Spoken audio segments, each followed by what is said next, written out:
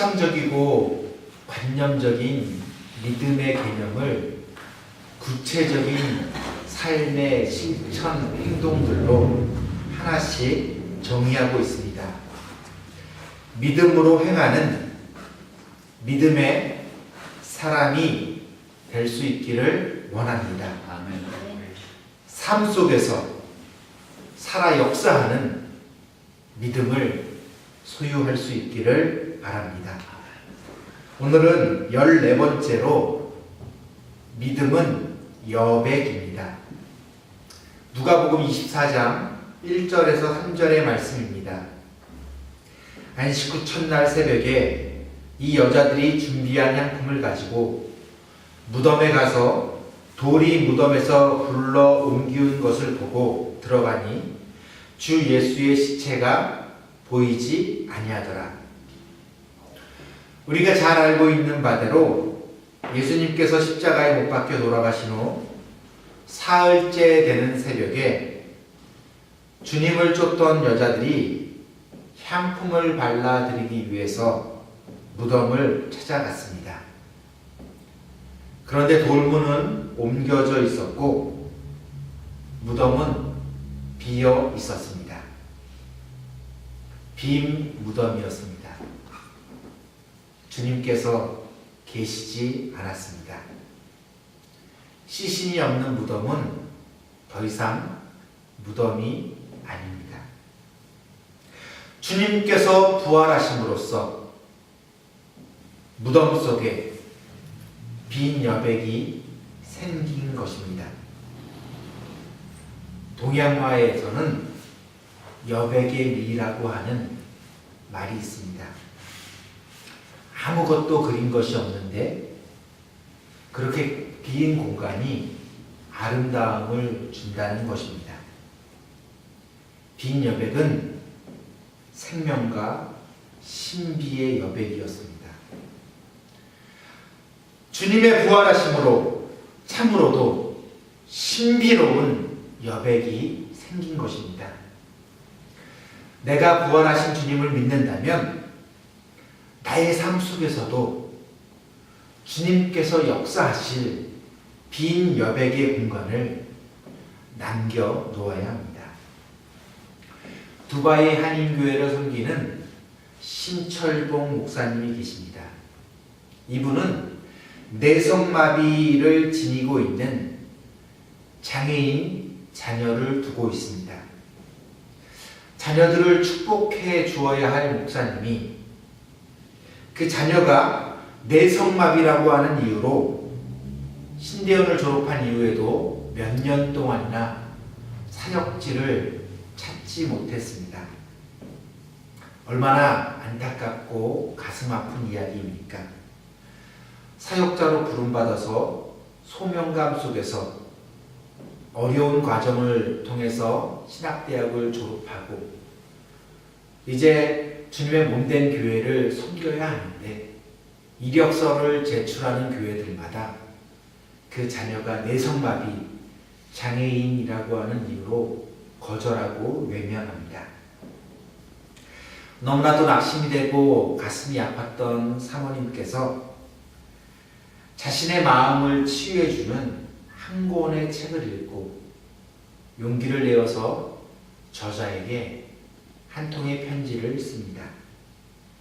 이것이 계기가 되어서 나중에는 주님의 교회에서 섬기게 되었고 6년 동안 사역한 후에 1년 안식년을 가질 때에 이재철 목사님으로부터 두바이 한인교회를 소개받아서 중동에 있는 이 교회에 부임하게 됩니다. 이재철 목사님께서는 주님의 교회를 10년 사역하신 후에 약속한 대로 처음 부임하실 때부터 개척하실 때부터 나는 10년 동안 이 교회를 사역하고 10년이 지나면 후배에게 이 교회를 물려주고 저는 스위스 선교사로 나가겠습니다 라고 약속했는데 그 약속대로 스위스 선교사로 나가셨습니다. 그때에 두바이 한인교회에 2번이나 집회를 가게 되었는데 이 교회는 본래 분쟁이 있었고 갈등이 있었습니다. 목사님께서 집회를 하면서 화해하게 하고 그 문제를 해결하게 되었습니다. 좋은 목사님을 추천해달라고 하는 소개를 받고 교육자를 소개해 주신 분이 바로 신 목사님이셨습니다. 당시에는 아주 작은 이민교회였습니다. 10년이 지나서 얼마나 건강한 교회로 크게 성장하게 되었던지 이슬람 선교의 천병 역할을 감당하고 있습니다. 몇 년 전에는 이스라엘에서 선교 사역을 감당하고 계시는 선교사님 부부와 자녀들 40가정 120명을 초청하여 휴식과 재충전의 시간을 가지도록 했습니다. 영성 회복의 프로그램도 제공해 주었습니다. 120명의 비행기표까지 모두 교회가 담당했는데 이때 들어갔던 비용이 무려 2억 원이었습니다. 미아로 20만 불이 소요됐습니다. 중동 지역에서 이스라엘에서 어렵게 선교 사역을 감당하는 분들을 초청해서 이분들의 회복을 위해서 재충전을 위해서 20만 불이라고 하는 비용을 아낌없이 사용하는 교회가 얼마나 되겠습니까?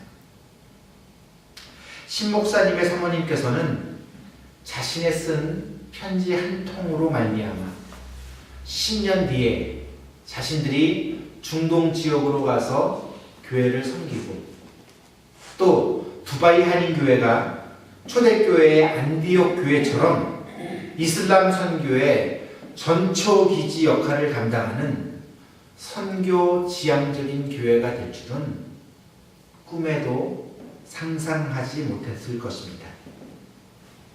자신들에게 주어진 삶의 여백을 주님께 드릴 때 주님께서는 상상할 수도 없는 일들을 주님의 손으로 이루어 주십니다. 주님 앞에 여백을 내어드릴 수 있는 그런 믿음을 소유할 수 있기를 원합니다. 그래야 주님께서 역사하십니다. 내가 모든 것을 다 하려고 하면 안 됩니다. 주님께 드리는 여백이 많으면 많을수록 더욱더 신비하고도 오묘하게 역사해 주십니다. 기적과 같은 섭리입니다. 하나님의 예정의 성취가 주님의 능력의 손으로 이루어지는 것입니다. 15번째로 믿음은 해석입니다. 믿음의 정의 가운데에서 제가 제일 좋아하는 정의이기도 합니다. 야곱이 형 에서를 피해서 삼촌집에서 살다가 고향으로 돌아갈 때에 그 여행길에서 가장 사랑했던 아내였던 라헬이 산고 끝에 죽음을 맞이하게 됩니다. 창세기 35장 18절 말씀입니다. 라헬이 죽기에 임하여 그 혼이 떠나려 할 때에 아들의 이름을 베논이라 불렀으나 그 아비가 그를 베냐민이라고 불렀더라. 라헬은 죽어가면서 엄마 없이 자랄 아이를 생각하면서 베논이라 했습니다. 슬픔의 아들이라고 하는 뜻입니다. 엄마 없이 자랄 아이가 가엾고 불쌍해서 슬픔의 아들아 이렇게 불렀지만 야곱은 달랐습니다. 야곱은 베냐민이라고 이름을 지었습니다. 베냐민은 능력의 아들이라고 하는 뜻입니다.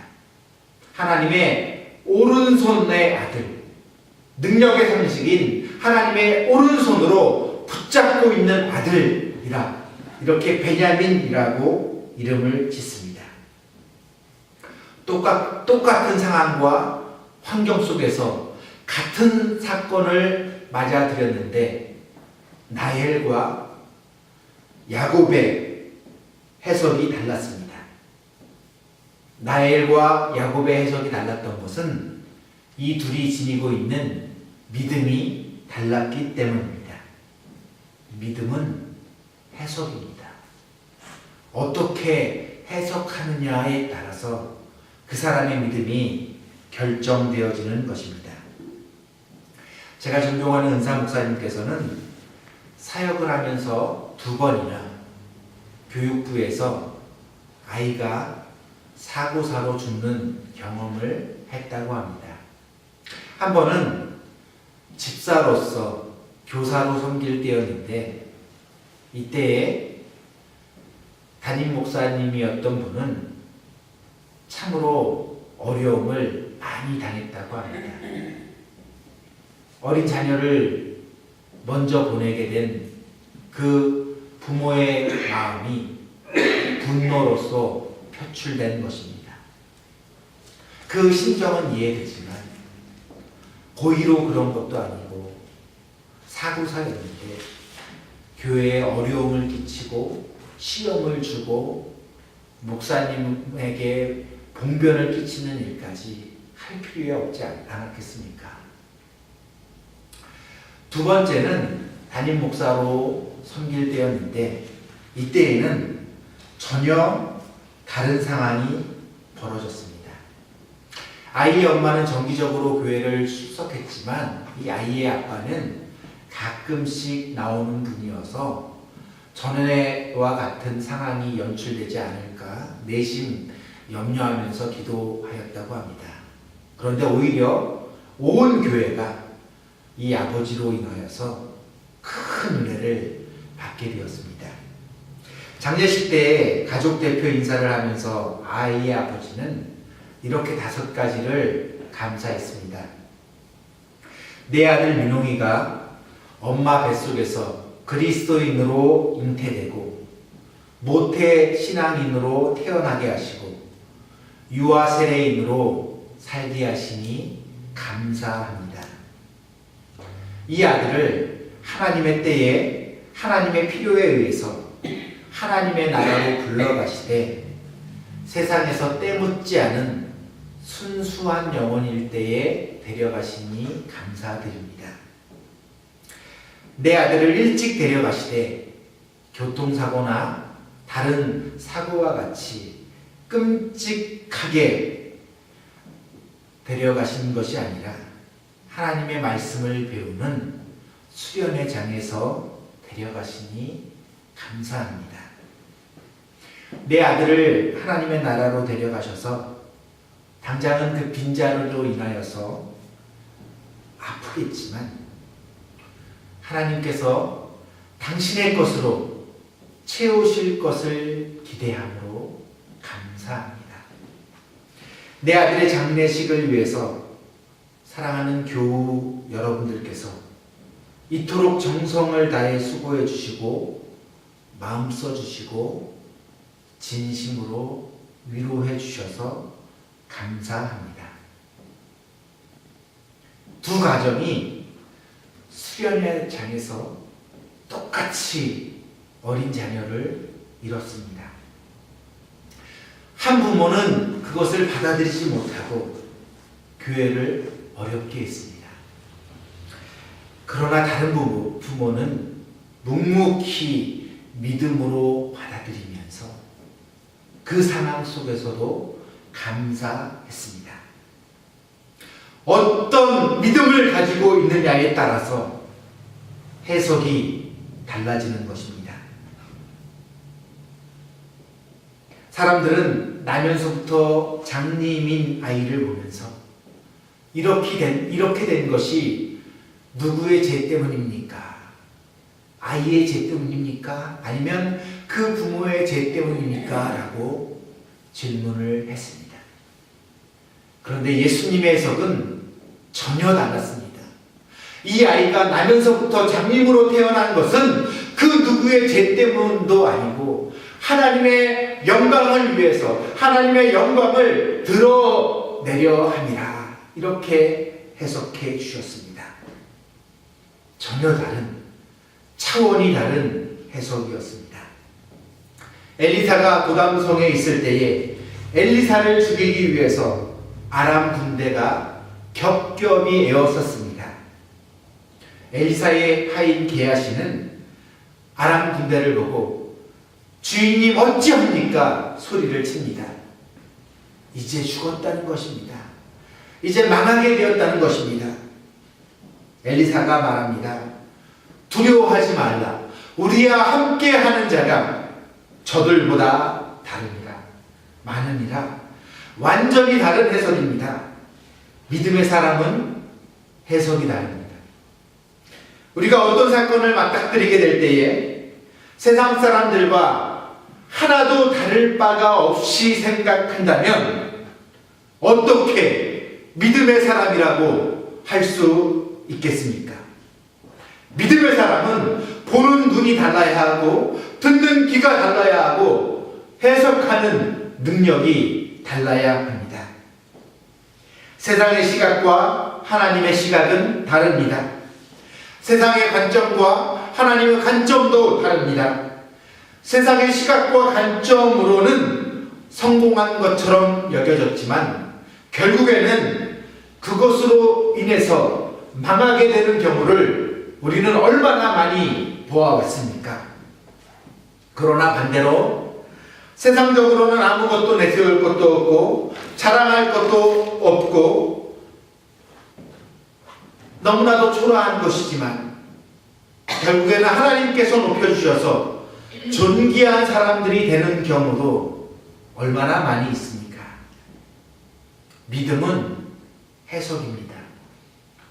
믿음으로 모든 사건과 환경을 해석하는 믿음의 사람들 될 수 있기를 원합니다. 베노니가 아니고 베냐민입니다. 말씀을 정리합니다. 첫 번째로 믿음은 순종입니다. 하나님의 말씀에 대한 순종입니다. 기록되어져 있는 말씀이 나에게 부딪혀 올 때 그것이 내가 받아들이기 힘든 말씀이라 할지라도 순종하면서 나아가는 것, 그것이 믿음입니다. 내가 용납하기 어려운 말씀이라고 해서 외면해 둔다면, 뒷방으로 미루어 둔다면 그것은 믿음이 아닙니다. 잘못된 믿음이고 교만한 믿음입니다. 두 번째로 순종이라 할 때에 나에게 주어진 상황과 환경에 대한 순종입니다. 공중에 나는 새 한 마리도 하나님이 허락지 않으면 결단코 땅에 떨어지는 일이 없다고 했습니다. 파도가 불면 부는 대로 인생 가운데 유라굴로와 같은 광풍이 불면 부는 대로 그 속에서 믿음으로 굳건히 견디어서서 뚫고 나가시기를 바랍니다. 하나님의 역사를 경험하게 될 것입니다. 둘째로 믿음은 용기입니다. 세상 사람들은 강한 자 앞에서는 비굴하게 굴고 아부하고 아첨하고 약한 자는 발로 짓밟으려고 합니다. 이것을 가리켜서 비열하다고 비겁하다고 합니다. 그러나 다윗은 강자였던 당시의 대장군이었던 골리앗 앞에서 당당하고 담대했습니다. 만군의 여호와의 이름으로 나아갔습니다. 이것이 용기입니다. 믿음은 시선입니다. 예수 그리스도에게 우리의 시선을 고정시키는 것입니다. 예수 그리스도를 바라보고 있을 때에만 우리는 그리스도인입니다. 주님에게서 시선이 멀어지면, 세상을 바라보면, 육체의 정욕과 안목의 정욕과 이생의 자랑을 바라보면 믿음을 잃게 됩니다. 믿음의 주여 우리를 온전케 하시는 주님만 바라볼 수 있기를 원합니다. 믿음은 다루어짐입니다. 내가 하나님에 의해서 다루어져야지. 나의 못되고 잘못된 그러한 교만들이 깎여지고 다듬어지고 섬세한 손길로 인하여서 하나님에 의하여서 내가 다루어져야지. 내가 하나님을 내 마음대로 내 뜻대로 다루려고 해서는 안 되는 것입니다. 믿음은 신실입니다. 믿고 구하는 것은 다 응답해 준다고 우리 주님 약속해 주셨습니다. 신실한 믿음으로 하나님 앞에 나아가면서 구하는 것들은 하나님이 응답해 주시지 않을 수가 없는 것입니다. 믿음은 눈에 보이는 것입니다. 이스라엘 중에서 이만한 믿음을 보지 못했다고 우리 주님 말씀해 주셨고, 주님의 제자들은 구원받을 만한 믿음이 있는 것을 보고 그에게 예수의 이름을 선포하여서 기적의 역사를 이루어냈습니다. 믿음이 다른 사람 눈에 보이는 것이라면 나의 눈에 보이는 것도 당연합니다. 그렇기 때문에 우리는 나 자신을 아름답게 가꾸어 나갈 수 있어야 합니다. 믿음으로 가꾸어 나갈 수 있어야 합니다. 얼굴에 화장을 하면서 외모는 치장하면서 나의 내면의 믿음을 가꾸지 않는다면 이것은 잘못된 것입니다. 진리를 알지니 진리가 너희를 자유케 한다고 했습니다. 참 진리를 아는 믿음은 자유합니다. 어떠한 환경과 상황 속에서도 흔들리지 않습니다.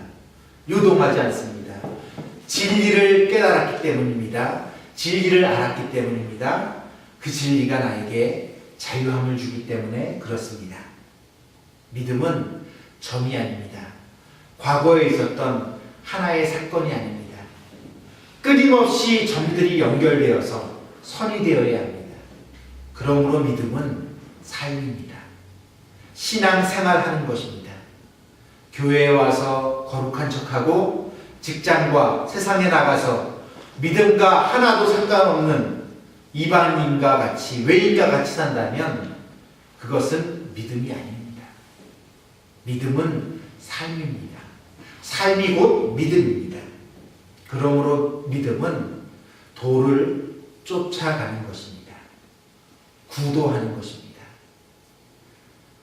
처음 번역되었던 로스 성경은 말씀을 도로 번역하고 있습니다. 그리스도인이 될 수 있기를 원합니다. 십자가의 도를 이루는 우리 모두 될 수 있기를 원합니다. 믿음은 탈화입니다.